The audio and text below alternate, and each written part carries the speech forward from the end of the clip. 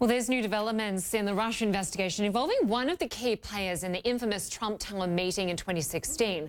Russian lawyer Natalia Veselnitskaya was at that meeting along with Donald Trump Jr. and senior members of the campaign. U.S. Democratic lawmakers now say Veselnitskaya, along with a Russian oligarch, reached out to members of Trump's team after Donald Trump was elected president to talk about removing sanctions against Moscow. Veselnitskaya, meanwhile, has admitted in an interview with NBC News that she is a Russian informant. She had previously denied any ties to the Kremlin. Let's talk more about this. Joining us from Moscow is our senior international correspondent, Frederick Clacton. Good to have you with us, Fred. Just give us a sense of what it means to be an informant to the Kremlin and why she's revealing this now.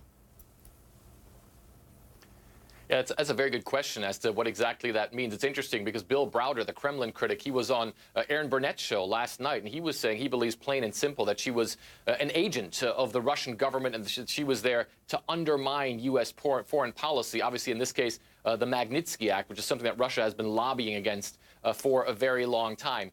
She seems to mean something a lot less than that. The interesting thing that she always said is she said that she had no official dealings with the Russian government, that all the dealings that she did have with them were only in her role as an attorney and as a private attorney at that.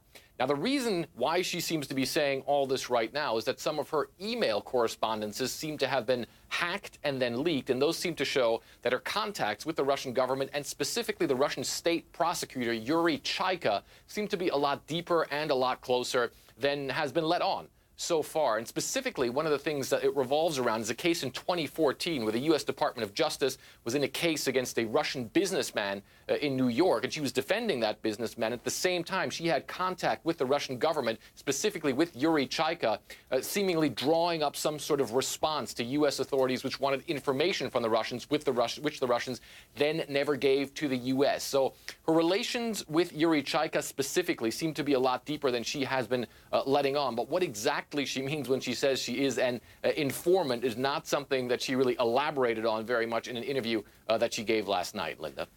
And Fred, of course, there are several investigations into whether there has been any collusion between the Trump campaign and Russia. We heard from the House Republican report. They said it's completed. They found no collusion between the campaign and Russia, although no Democrats signed off on that. Has there been any response to the handing down of that report in Moscow?